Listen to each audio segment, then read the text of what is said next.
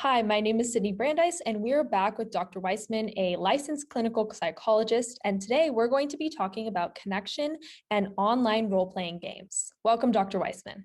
Thank you.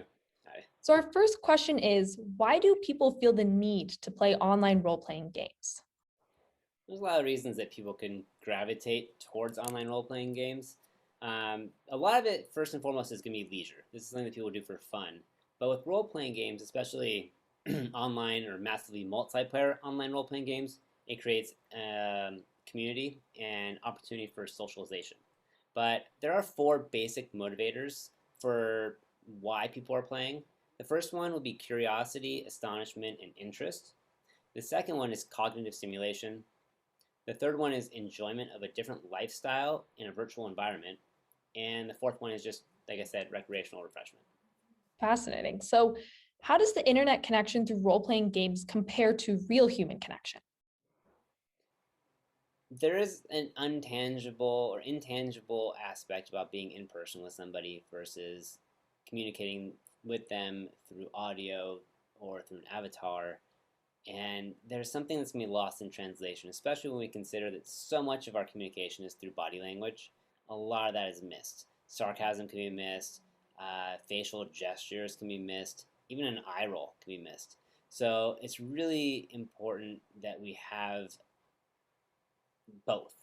And if you can have the gaming, it's really good if you have interactions in the real world with that person so you know what they normally look like and how they're responding to you. If you don't have that interaction with them in the real world, then understand that you do not know this full person. You don't know how they are in everyday life. If you don't even hear their voice, then you don't know who they are. I mean, you could think you're talking to a 14-year-old girl and it turns out to be a 40-year-old guy.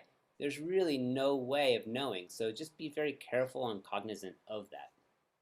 So, on the subject of like real in person human connection, do you think that online gaming ever can lead to a in person connection in the Oh, end?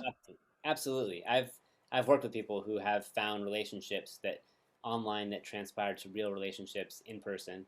When I was doing research for my dissertation, that's one thing I came across was a couple who had met online and they were playing the game and then they ended up dating and they lived together at that point.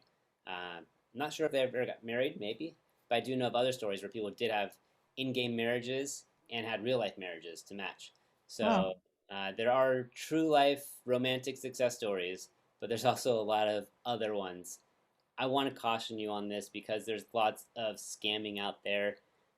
People that will take advantage of others and have them send money. Please don't ever send money to anybody ever through the internet, especially if you've never met them in real life. If they don't live in the same country as you, huge red flag. They're probably trying to scam you for money. So just be aware of that. I know it happens, and there's a lot of vulnerable people out there that get taken advantage of, and I hear of it, and it's just tragic. So know who you're talking to. Never send money over the internet. That's a good No. rule of thumb. So, over the past 10 years, become increasingly digitized. How have you seen the use of online role playing games change over the past 10 years? Hmm. I think the caliber has changed in terms of opportunities for professional gaming. Um, both in role playing games, it's not as competitive as it is community based. So you'll have people who are spending a lot of time online with their community.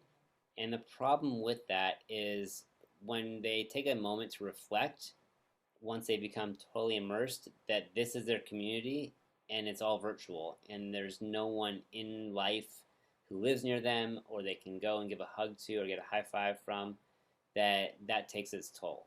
So we have seen a lot of that, especially with COVID. That's like the downside. The upside is we've had this opportunity for people across the world to connect and make friendships and get to know somebody else in a different lifestyle, a different season, a different geographic area, like everything different, even different languages. We've had this bridge between cultures through the internet, and especially through role-playing games, where we're uniting on a common front to work together. So, with that in mind, we've had really fantastic success over the last decade. So, definitely some positives to that as well. It's good Absolutely. to hear. Mhm. So, on the subject of COVID and kind of the new normal of a lot of things being online, Are the presence of these role-playing games the new normal, given the fact that we can't connect with people for the past year? I don't think so. I think that we're going to see people, and we already are seeing people go back to their daily lives in person.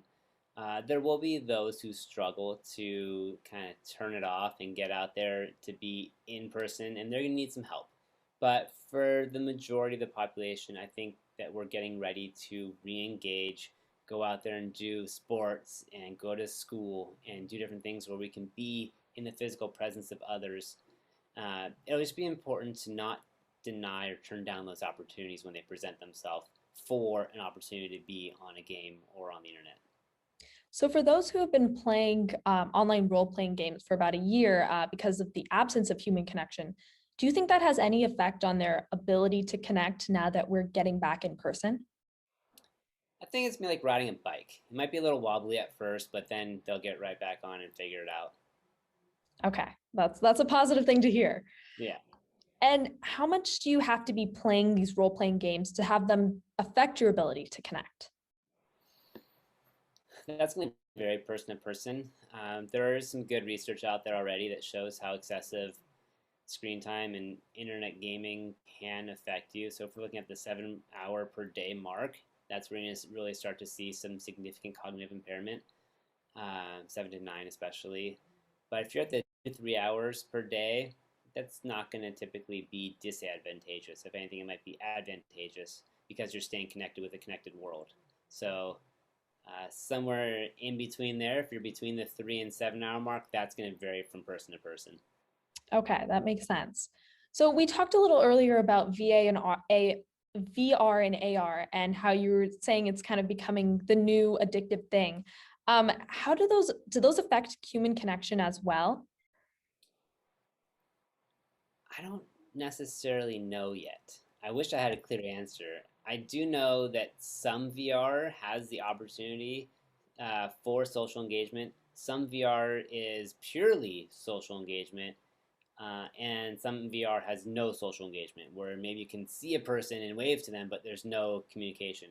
So I think the ones that are focused on this, like VR chat and alt space, where they just kind of bridge together people from all walks of life, those could be pro-social because they could provide an opportunity for communication in a proper way. But there's other ways within gaming specifically that we're seeing people who are being a little more toxic and vulgar, whereas they wouldn't normally speak like that if the person was really in front of them. So in that regard, I think it'll be a difficult transition, especially for our tweens and teens to adjust when they get back to in-person communication and socialization. So do you have any closing advice for our viewers on how to get, out into the social world again after being behind these role-playing games for about a year? Yeah, seek out opportunities where others are engaging in person. Be safe with what you're doing in terms of COVID. If you've had a vaccine, then you can be a little bit more free with your, in-person interactions. But if you haven't had a vaccine, just wear a mask. It's a very simple thing to do, and keep your distance as much as possible. But go on hiking groups or join a painting group, a book group, some different socialization group where you're going to get together, whether it's online or in person, and have that opportunity to connect with others. A lot of my patients I've been seeing are lacking that and they're wanting it. And like you're asking, where do we go to get it?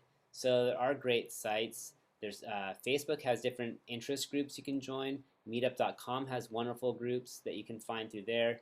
Nextdoor is a neighborhood app that you can use to find local events and community. So, use the internet in the way it was meant to be used as a resource and as a tool to find these interactions where you can find others who want to engage with you. Well, that's wonderful advice. So go out there, have some social interaction. Thank you, Dr. Weissman. We really appreciate your advice, and we'll be back with one more segment. Thank you.